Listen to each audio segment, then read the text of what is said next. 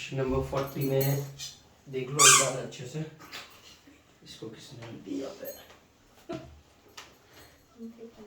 Actual में ना ये देखना पड़ेगा ये पॉइंट कौन सा दिया, पॉइंट ए दिया है तो हम लोग को पता लगना पड़ेगा ये कौन से पॉइंट में है। यहाँ पे पहले ग्राफ ड्रॉ कर लो, ठीक है। ये होता है हमारा एक्स एक्सिस, ठीक है। यहाँ पे सारा पॉजिटिव वैल्यूज आएगा, यहाँ पे नेगेटिव वैल्यूज आएगा, ठीक है। यहाँ Y axis positive values negative values, ठीक है। ये ओरिजिन हो गया, पॉइंट ऑफ ओरिजिन, सब कुछ जीरो यहाँ पे, ठीक है।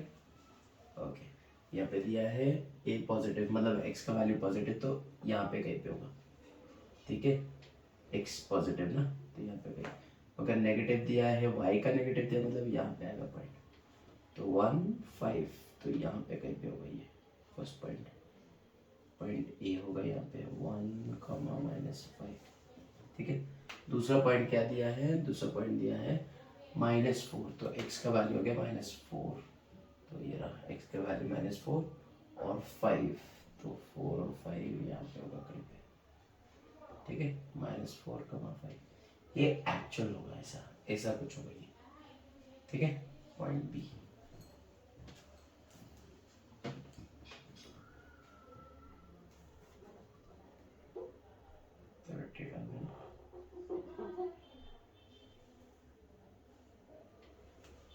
ठीक है। अब सपोज करो हम लोग इसको ज्वाइन करना है, तो हम लोग यहाँ से सीधा लाइन ज्वाइन करनी है।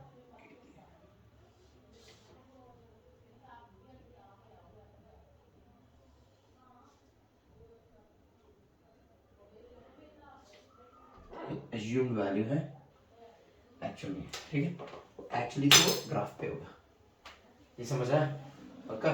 और ये चेक करो, एक्स एक्सिस पे कट रहा नहीं है, इसका मतलब वाई का वैल्यू 0, ये क्योंकि एक्स एक्सिस काट रहा है इस लाइन को, ठीक है। इसका मतलब क्या है, वाई का वैल्यू 0, तो यहाँ पे एक्स का कुछ वैल्यू होगा, वाई का कुछ वैल्यू होगा, मगर वाई का जो वैल्यू होगा वो ओरिजिन वो 0 है, क्योंकि एक्स एक्सिस पे आ रहा है। तो हम लोग को बेसिकली सिर्फ एक्स का वैल्यू चाहिए, वाई का वैल्यू तो ऑलरेडी 0 है, पता लग गया, एक कोऑर्डिनेट पता लग गया, सिर्फ ये, ठीक है। मगर क्वेश्चन ये नहीं कि कोऑर्डिनेट्स ढूंढने के लिए नहीं बोला उन्होंने बोला ये जो पॉइंट काट रहा है इसका रेशियो क्या है, ठीक है। तो हम लोग क्या करेंगे, सेक्शन फॉर्मूला लगाएंगे, ठीक है। सेक्शन फॉर्मूला लगाएंगे, तो सेक्शन फॉर्मूला में यहाँ पे ये जो कितना पोर्शन है उसको ले लेते हैं m1, ये जो सेकेंड पोर्शन है उसको ले लेंगे m2, ये समझा। ओके, m1 और m2 का ज्यादातर क्वेश्चंस में वैल्यू दिया रहेगा, मगर अगर नहीं दिया है हमें ढूंढना है तो हम लोग इसको लेंगे k और इसको लेंगे 1, ये समझ आया। m1 के लिए लेंगे k, m2 के लिए लेंगे 1, ये समझ आ गया। और ये जो पॉइंट हो गया, x का वैल्यू नहीं है तो x ही रहेगा, y का वैल्यू 0 है, ठीक है। क्योंकि y का वैल्यू दिया हुआ है तो हम लोग ये जो m1 और m2 है उसको कैलकुलेट कर सकते हैं, ओके समझ आ गया।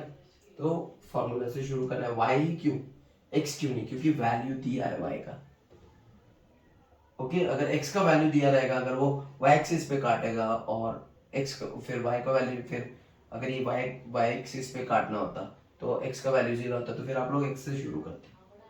और यहाँ पे y का वैल्यू 0 है क्योंकि ये x एक्सिस पे कट रहा है, याद रखो x एक्सिस पे कटेगा, x एक्सिस पे कटेगा तो y का वैल्यू 0, ठीक है।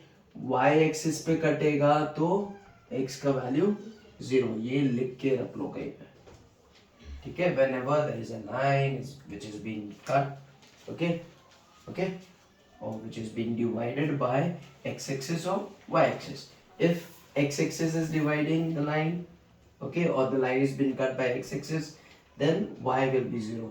If y-axis is dividing the line or cutting the line, then x-axis will be 0, ये समझ लो, ठीक है, लिख के रख लो। अब फॉर्मूला डालो, जिसका वैल्यू दिया है तो y का वैल्यू दिया है, उन्होंने 0 बोला है क्योंकि वो 0 वो x एक्सिस पे काटा है तो y से शुरू करेंगे, ये रहा फॉर्मूला। तो y का वैल्यू के लिए लिख देंगे यहाँ पे 0 लिखना था, अंतर है 0 होना चाहिए, ठीक है। जब स्टार्ट करें तो उसका वैल्यू डाल दो क्योंकि y का वैल्यू 0। अब m1 यहाँ पे ऑलरेडी सब कुछ लिखा हुआ है m1 k, ये दोनों मल्टीप्लाई हो रहे तो मल्टीप्लीकेशन। y2 हो गया, चेक करो y2। अब ये समझ लो ये होता है हमारा x1 y1, ये होता है x2 y2। ये तुम्हारा मर्जी है, इसको 1 1 लेना है या इसको लेना है, आपका मर्जी। इसको 2 2 भी ले सकते हो, 1 1। आंसर हमेशा सही मिलेगा, यही सेम ही आंसर आना है, ठीक है। तो क्योंकि ये ऊपर है तो ये नीचे, तो ऐसे with the norms we going. तो चलो जो पहले है उसको 1 ले लेते हैं, तो ये x1 ये y1 ये x2 y2। यहाँ पे रिप्लेस करना है तो x2 चेक करो, ये रहा x2 का वैल्यू -5। इतने मिस्टेक कितनी, इसीलिए गड़बड़ बन, ठीक है। चेक करना होती साइन की है, साइन सी -5, तो यहाँ पे -5, ये प्लस तो प्लस m2 का वैल्यू है 1, m2 का वैल्यू 1। इन दोनों के बीच में मल्टीप्लिकेशन y1, तो y1 है यहाँ पे 5, यहाँ पे डाल दिया 5, ओके। अच्छा तो उल्टा गया, ठीक है। और m1 और m2 का वैल्यू ढूंढना था, ठीक है, और हमने ये बोल दिया, तो यहाँ पे ऑलरेडी रेशियो दिया है। Let the required ratio be m1:m2 which is equals to k:1। तो m1 हो गया हमारा, m1 हो गया k, m2 हो गया 1। ये समझ आ गया, m1 हो गया k, m2 हो गया 1, यहाँ पे लिखा है, ठीक है। ये assumed वैल्यू है, कहाँ से आया, assumed वैल्यू, ये हमने assume किया, ठीक है, ओके।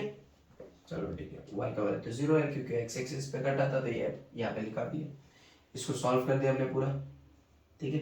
अब बहुत सारे स्टूडेंट्स सोचते हैं ये कहाँ गया, ये इस तरफ जाके मल्टीप्लाई होके 0 से मल्टीप्लाई करेंगे इसको, तो वो हो जाएगा मल्टीप्लाई करने के बाद क्या होता है 0, ठीक है।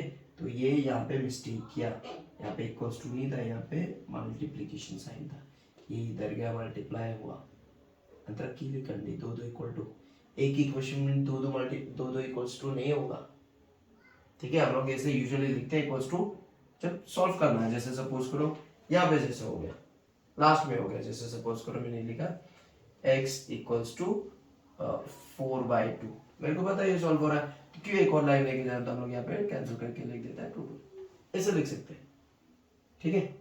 इससे इक्वेशन में 2 2 इक्वल्स टू नहीं होता, 2 बार इक्वल्स टू नहीं होता। ये इस तरफ आया मल्टीप्लाई हुआ, ये इधर डिवाइड हो रहा था, यहाँ पे इस लाइन का मतलब है डिवीजन, तो ये यहाँ पे डिवीजन, ठीक है, यहाँ पे डिवाइड हो रहा है, ये इस तरफ जाके मल्टीप्लाई होगा, ये समझ आया। तो इसको मल्टीप्लाई किया, ये पूरे की वैल्यू आ गई 0, इक्वल्स टू का इक्वल्स टू ये एज इट इज, ये समझ आया पक्का। अब इसको सॉल्व किया हमने, ये इस तरफ जाएगा तो ये माइनस हो रहा था, इस तरफ आके प्लस हो जाएगा, ये समझ आया, ठीक है। ये साइड चेंज कर रहा है, it was on the right hand side then it came to the left hand side, ठीक है। इसको ऐड किया तो ये 5 हो गया, ओके। बाकी तो आपको पता लग गया, आगे k का वैल्यू आ गया 1। अब k का वैल्यू आया 1, अब k के नीचे कुछ नहीं है तो 1, देखो ये समझा दो, यहाँ पे मिला था k = 1, कुछ नहीं, अगर यहाँ पे डिनोमिनेटर में कुछ नहीं तो हम लोग कहेंगे 1, यहाँ पे डिनोमिनेटर में कुछ नहीं तो 1, ठीक है। और इसी को हम लोग there is a way to write down in the ratio, अगर रेशियो होगा इसको हम लोग S2 ले लेंगे, इसको क्या बोलते हैं S2, ठीक है, 2 डॉट्स वर्टिकल डॉट्स, ठीक है। ये तो ढूंढना था, उन्होंने ये बोला था कि रेशियो ढूंढो, तो k:1 हमने k:1 लिया था, मगर एक्चुअल में k:1 क्या निकला 1:1। वो बोल रहे हैं कि वो बराबर काट रहा है, दोनों को बराबर काट रहा है, ठीक है। यहाँ पे तो ग्राफ में ऐसे अच्छे से नहीं समझ लगा, अगर हम लोग टोटली प्रॉपरली ग्राफ में ड्रॉ करेंगे तो वो बीच में कटेगा एकदम, ठीक है। बीच में कटेगा मतलब वो एक्चुअली बाइसेक्टर है। अगर वो बोल देते वो बाइसेक्टर है तो मतलब इसका रेशियो भी हो जाता है 1:1, ठीक है। ये 1 मार्क के लिए क्वेश्चन दे सकते हैं कि x axis bisects a particular line, मतलब m1 और m2 का वैल्यू क्या है 1:1, और वहां पे ऑप्शन में दे सकते हैं what is the value of m1 and m2, 1:1, 2:1, 3:1। तो समझना बाइसेक्टर दिया मतलब इक्वली काटा, मतलब रेशियो क्या होगा इक्वल 1:1, ठीक है, वो 1 मार्क के लिए समय आएगा। ये समझ आया? तो यहाँ पे सिर्फ कट उन्होंने बोला कि वो लाइन सेगमेंट सिर्फ काट रहा है उसको, ठीक है, और रेशियो नहीं दिया था, हमें रेशियो पता लगा 1:1, तो अब हमें पता लगा वो बाइसेक्टर है। ये समझ आया? यहाँ पे क्वेश्चन में एक और चीज दे सकते हो, बोल सकते हैं कि x की वैल्यू भी ढूंढो, तो x की वैल्यू ढूंढने मतलब सेम फॉर्मूला होगा, यही आप अप्लाई कर दोगे, x इज इक्वल टू यही फॉर्मूला रहेगा, y की जगह x आ जाएगा, ठीक है, यूजिंग सेक्शन फॉर्मूला। जिसको समझ नहीं आ रहा है कौन सा फॉर्मूला यूज कर रहे हैं हम लोग, सेक्शन फॉर्मूला यूज कर रहे हैं। पहले मिड पॉइंट फॉर्मूला कहता है, ठीक है, ओके। डिस्टेंस फॉर्मूला सीखा, डिस्टेंस फॉर्मूला सीख लो, याद होगा। अगर हम लोग AC ढूंढ रहे थे तो √1 x2 minus x1 whole square plus y2 minus y1 whole square, ये डिस्टेंस फॉर्मूला था, ठीक है।